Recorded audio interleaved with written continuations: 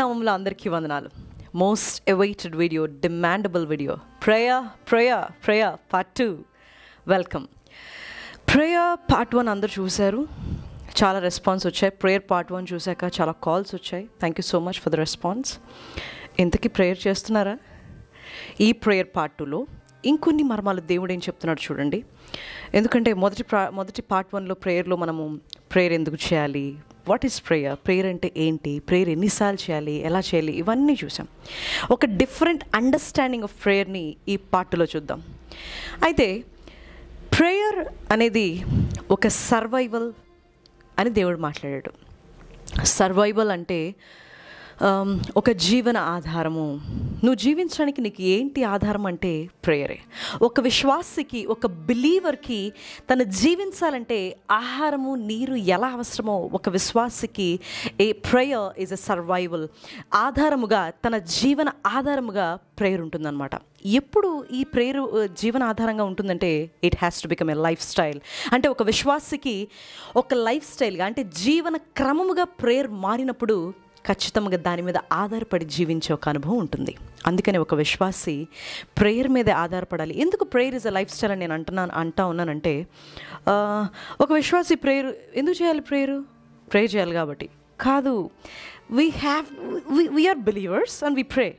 అంటే ఎలా చెప్పాలంటే సింపుల్గా ఎగ్జాంపుల్, మనం మార్నింగ్ లేస్తాము, ఇదిగో నేను బతుకున్నాను కాబట్టి బ్రీత్ తీస్తున్నాను, ఇదిగో నా కాళ్ళు ఉన్నాయి కదా నేను నడుస్తున్నాను. No, your alive. మనం జీవించి ఉన్నాం కాబట్టి మనం నార్మల్గా వెరీ క్యాజువల్గా బ్రీత్ తీసుకుంటుంటాం, వెరీ క్యాజువల్గా నడుస్తుంటాం. అట్ ద సేమ్ టైం బిలీవర్కి prayer is a very casual thing. అంటే చెయ్యాలి కాబట్టి చేయకూడదు, కానీ it has to become a life style. అంటే అది నీ జీవన క్రమంలో ఒక ప్రధాన అంశముగా, అదే ఒక జీవన అంశంగా మారాలి అనేది ఈ యొక్క పార్టులో మనం చూస్తూ ఉంటాం. సరే, మీకు ఎప్పుడైనా అనుమానం వచ్చిందా? ప్రేయర్ చేస్తూ ఉన్నప్పుడు దేవుడు అనేక సత్యాలు మాట్లాడతాడు, బాగుంది. కానీ కొంతమంది ఇన్స్టెంట్ ప్రేయర్స్ చాలా వరకు చేస్తూ ఉంటారు. అంటే ఐ మీన్ టు సే, పీటర్ని ఎగ్జాంపుల్ మీరు తీసుకుని ఉంటే, బ్యూటిఫుల్ టెంపుల్ శృంగార దేవాలయం ముందు కాళ్ళు లేని ఒక వ్యక్తి ఉన్నప్పుడు, ఇదిగో అతను ఆశగా పేతురు శిష్యుల వైపు చూస్తున్నప్పుడు, ఇదిగో మా దగ్గర వెండి బంగారం లేవు, కానీ మా దగ్గర ఉన్నది మాత్రమే మీకు ఇవ్వగలవు. అంటే నీ దగ్గర ఏముందో అది మాత్రమే నువ్వు జనులకు ఇవ్వగలవు. అంటే నీ దగ్గర ప్రేయర్ ఉంది, వాళ్ళు ప్రేయర్ చేశారు. అందుకనే ఆ యొక్క కుంటివానికి మా దగ్గర ఉన్నది మాత్రమే మేము ఇస్తాము, యేసు నామములో లేచినాడో మనగా లేచాడు. It's a one word prayer. అదవుతుందా? ఒక్క వర్డ్ ప్రేయర్లో అంత పవర్ ఏముంది? సరే, జీసస్ ఏం చేశాడండి? Instant miracles. ఆయన యేసునామలో, ఆయన యేసునామం లేదు, ఎందుకంటే ఆయనే కాబట్టి యేసునామం అనకముందు ఆయన పలికినప్పుడు అక్కడ కార్యం జరిగేది. ఇదిగో నీ విశ్వాసాన్ని బట్టి ఇది నువ్వు కళ్ళు నీకు తెరవబడ్డానగానే కళ్ళు తెరవబడ్డాయి. అంటే ఆయన మిరకల్స్, అద్భుతములు, నువ్వు క్షమించబడ్డావు, నీ పాపములు క్షమించబడ్డావు, క్షమించబడిపోయినాయి. ఎందుకు అలా అంత ఇన్స్టెంట్గా? అంటే ప్రేయర్ అంత సింపుల్. అంటే ఒక వర్డ్తో అయిపోతుందా? కాదు. ఎందుకు అవదు అంటే మనం వాక్యపరంగా చూద్దాం.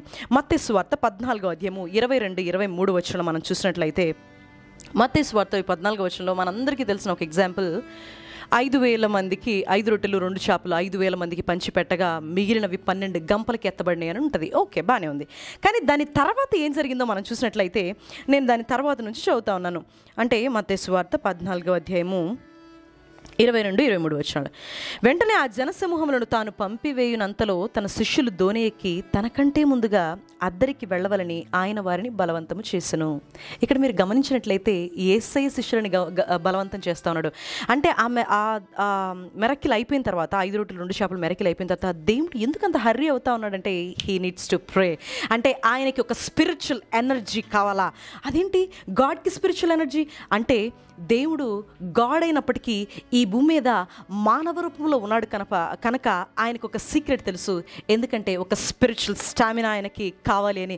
స్పిరిచువల్ స్టామినా అంటే ఆ స్పిరిచువల్ బలము ఆయనకి తిరిగి పొందుకోవాలని ఆయన తొందరపాటుగా ఆయన అంటా ఉన్నాడు.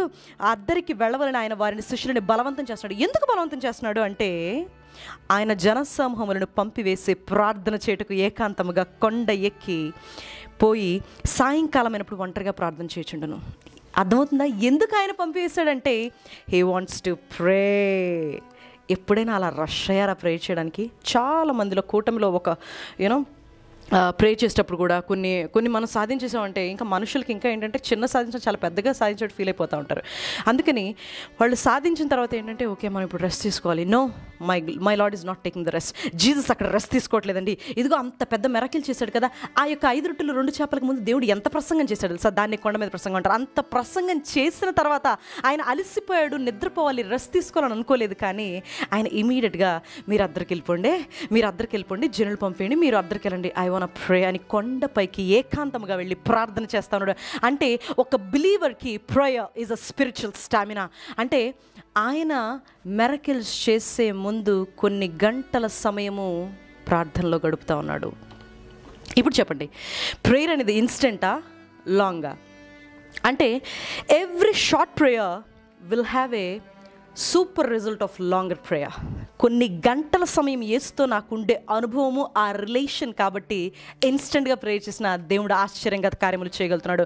యేసయ్య తనకి తండ్రితో యేసయ్య ఎలాంటి అనుభవం కలిగించుకున్నాడంటే ఎప్పుడు ప్రేయర్ చేసి కొన్ని గంటలు, అందుకని యేసయ్య పెందలకడనే లేచి ప్రార్థించడం ఉంటుంది. ఇదిగో మెరకిల్ చేశాక కూడా ఇదిగో నేను వెళ్ళి మళ్ళీ తిరిగి ప్రార్థన చేయాలి, ఇదిగో థ్యాంక్స్ చెప్పాలి, దేవుడు ఇలాంటి మెరకిల్స్ చేశాడు, 5 రొట్టెలు 2 చేపలుగా నేను దేవుని స్తుతించినప్పుడు ఆయన 5,000 మంది పెంచిపెట్టే విధంగా దేవుడు ఇచ్చాడని దేవుడు మళ్ళీ ప్రార్థించడానికి వెళ్తున్నాడు. That's a spiritual stamina.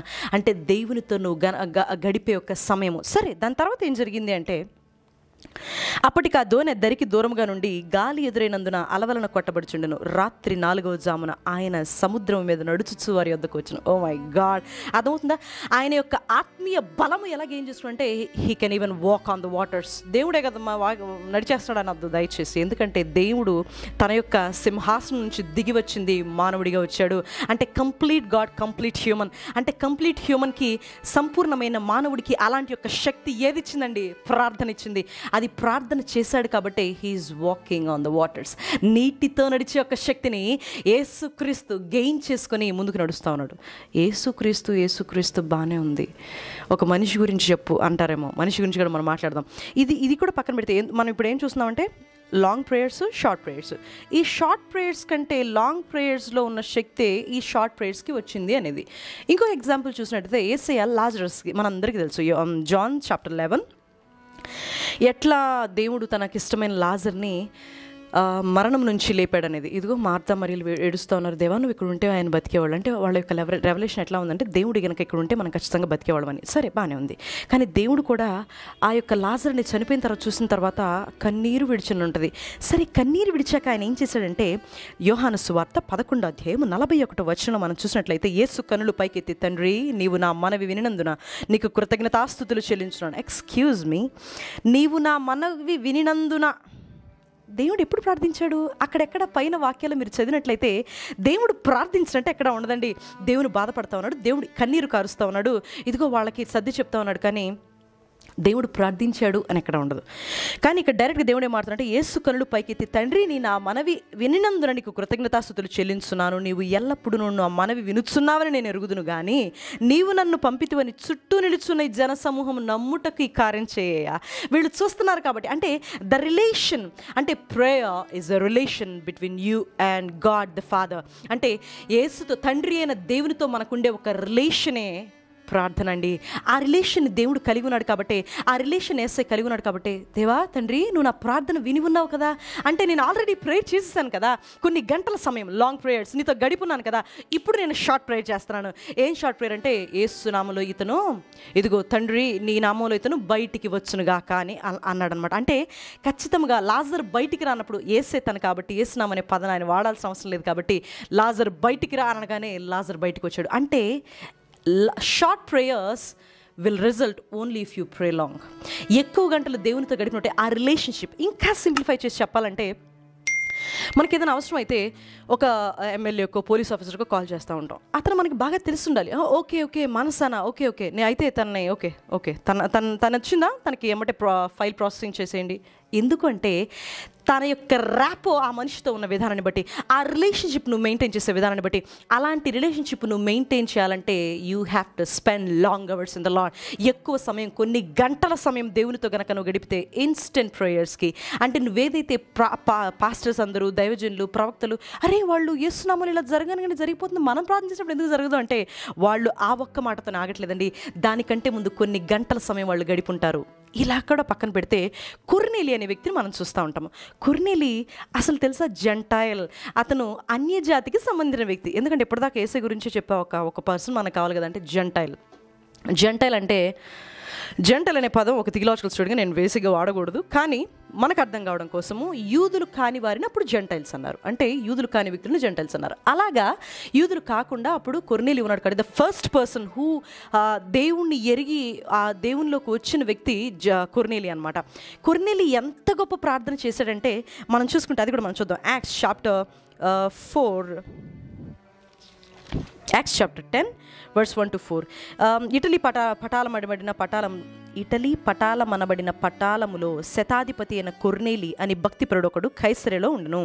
అతడు తన ఇంటి వారందరితో కూడా దేవుని యందు భయభక్తులు గలవాడయుండి ప్రజలకు బహుధర్మము చేయుచు ఎల్లప్పుడూ దేవునికి ప్రార్థన చేయుచు ఉన్నాడు. This is the secret.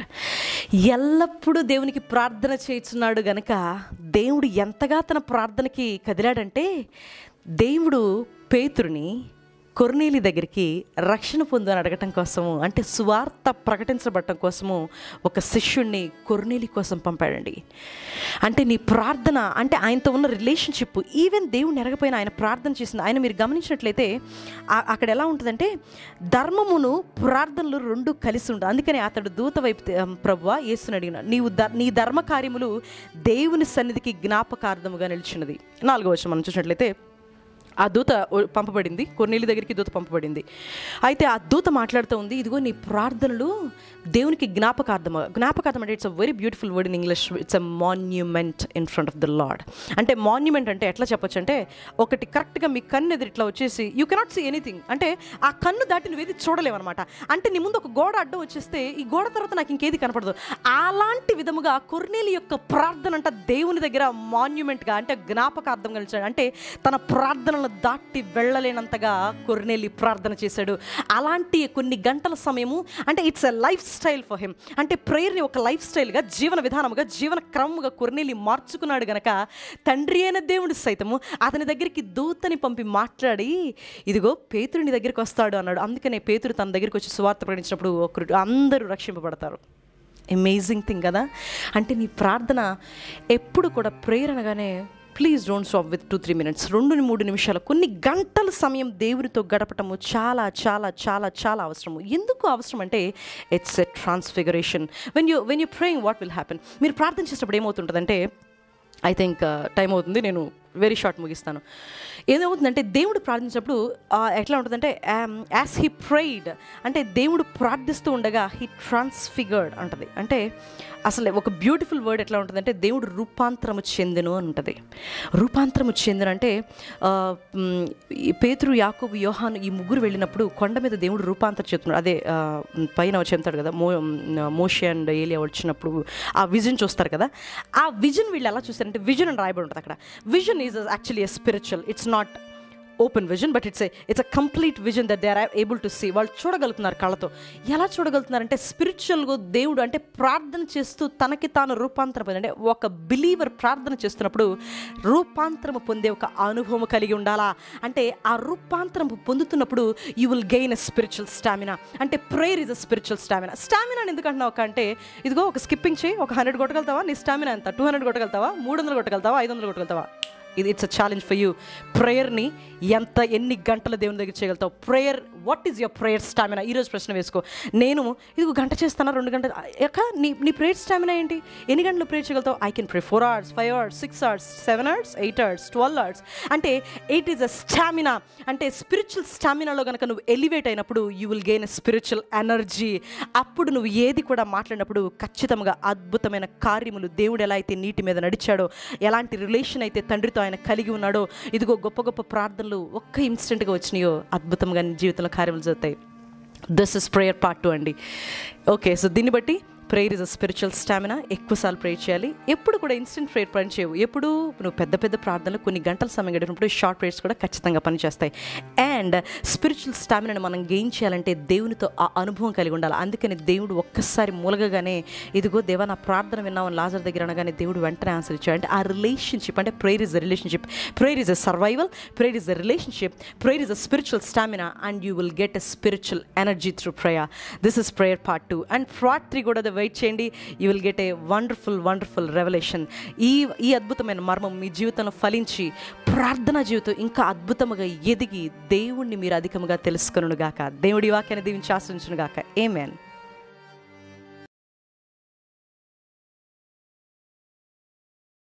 కృపా సత్య సంపూర్ణుడా యేసయ్యా, నీ పాదాలకు వందనాలు.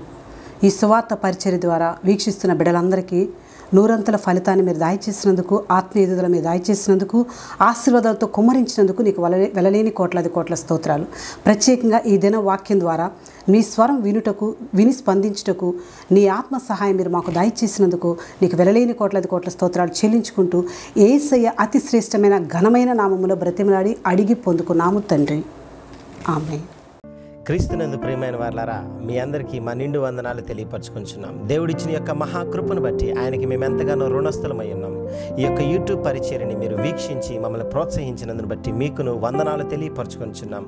ఈ యొక్క యూట్యూబ్ పరిచర్య ద్వారా మీరు ఆశీర్వదించబడ్డారని ఆశిస్తున్నాం. మీలాగే ఇంకా ఎందరో ఆశీర్వదించబడాలని మీరు గనక అనుకున్నట్లయితే మన యొక్క యూట్యూబ్ పరిచర్యని లైక్ చేయండి, షేర్ చేయండి, సబ్స్క్రైబ్ చేయండి. Thank you very much.